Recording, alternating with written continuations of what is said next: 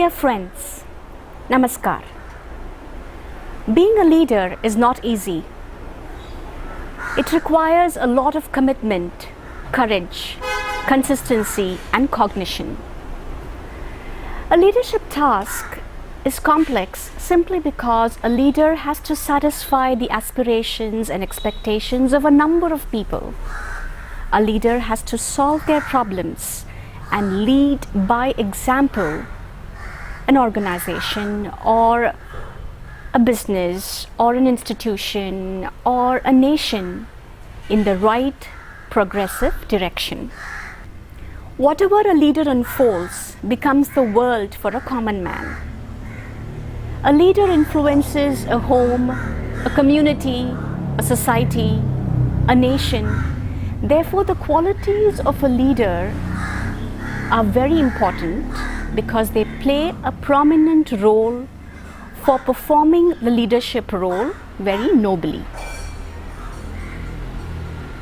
What makes a leader? Is it only talent? Is it only hard work? Is it only wealth? Only power? Only knowledge? No. The character. Character makes the leader win repeatedly. Character brings an inner transformation that makes the leader an inspiration.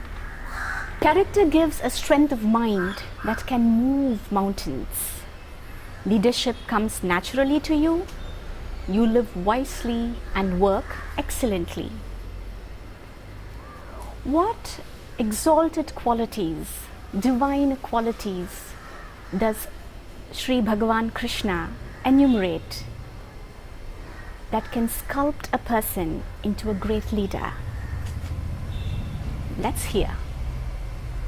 Shri Bhagavan Uvacha Abhayam Sattva Samshuddhir Jnana Yoga Vyavasthitihi Danam Dhamascha Yajnascha Swadhyayastapa Arjavam Ahimsa Satyamah Krodhastyaga Shantirapaishunam Daya Bhuteshvalo Luktvam Mardavam Kriya Chapalam Tejah Kshama Dhriti Shaucha Madroho Natimanita Bhavanti Sampadam Daivim Abhijatasya Bharata.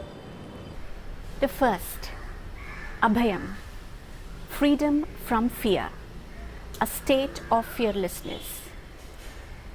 Fear is generally centered around a loss. Loss of grades, loss of job, loss of life, loss of relationships, loss of power, loss of position, loss of health, loss of wealth, and so on. The feeling of fear is natural. Fair enough. In such cases, welcome fear, face it, act on it. Let the action become bigger than the fear. There's another kind of fear, the fear of future. The life of an ant is a good example. It is very busy and has its own time. It sits in one place for some time and then gets busy. Then it seems to communicate something to another ant who's approaching. That one turns around and they go off together for some exploit. Both of them or a gang of them go and attack some sugar crystal. If it is big for one to manage, they pull off the sugar crystal to where they want it. Ants don't seem to worry much, even though people are walking nearby. It can die any time, but it does not seem concerned. It just keeps busy. If teeming millions of ants can survive in this vast world, we can also find our livelihood. We may have planned for the future, but let's do what we can today. The future will take care of itself. One day at a time. In spite of our fears, Are we still not surviving? Second quality, Sattva Samshuddhi, purity of mind, clean thinking, no deceit, no cheating, no falsehood in the interactions with people. Third, Jnana Yoga Vyavasthiti, steadiness in buddhi, in the understanding and vision. At the relative level, the vision of the organization or the institution or nation. At the absolute level, the vision of life, which is to understand your true self that is free and full. We are given three faculties: faculty of work, karma, faculty of emotion, bhakti, which is simply channelizing the capacity of love in the human heart. Third, faculty of intellection, jnana. That buddhi that converts karma into karma yoga, bhakti into bhakti yoga, jnana into jnana yoga, is the main ground or anchor that should hold our lives. Fourth quality, dana, giving as an act of service with love and humility. You can give either by way of money, by time, by kind words, or deeds. When you give without making the other person feel small or obliged, when you feel fortunate that you have the capacity to give, then you become richer and bigger than what you are. The fifth quality, Dhamma, which is control at the level of sense organs and organs of action. There is an alertness and mindfulness with respect to every action: talking, walking, eating, and moving around. You're not carried away by fancies or imagination. Appropriateness decorates every action. Sixth, Yajna, to perform daily activities with an attitude of friendliness and compassion. This helps in recognizing the role of others, the environment, the people in one's existence and success. In Vedic culture, it also means performing Vedic fire rituals, daily puja, prayers, chanting, japa, etc.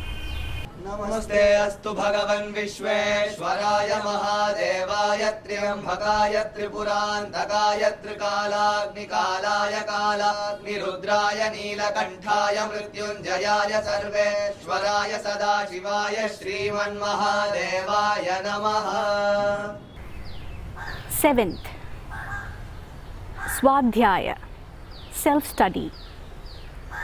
Self-study expands the consciousness of a leader, making him follow inside-out approach in decision-making.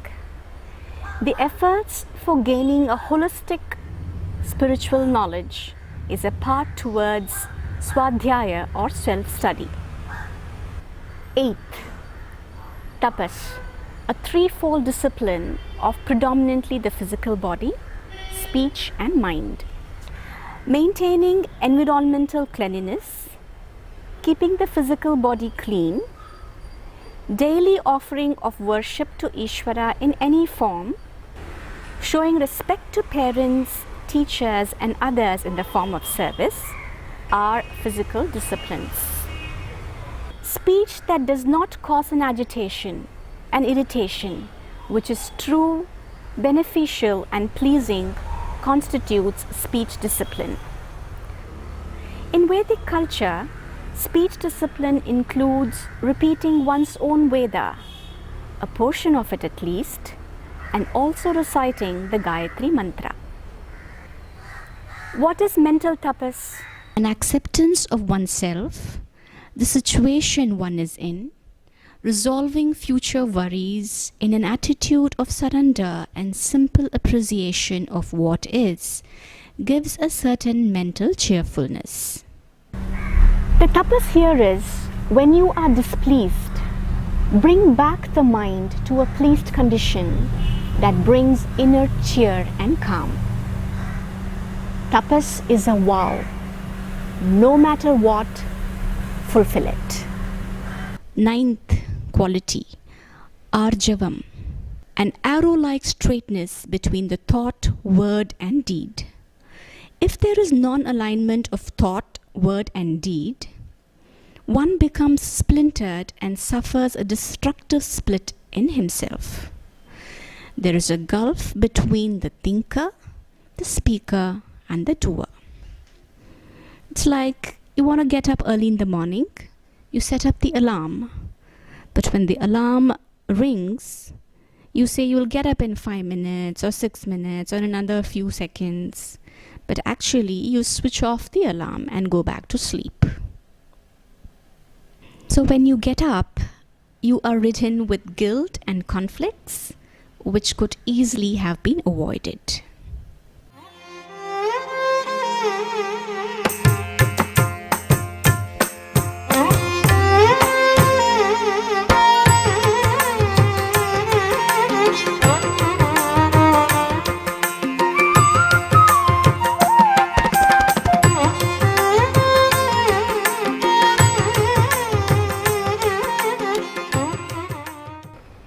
Of course, these qualities are not enough. More to come in the next episode. Until then, do post your comments on situations where you have been a leader or who has been your leader and why. It'll be wonderful for people to read. Subscribe to this channel.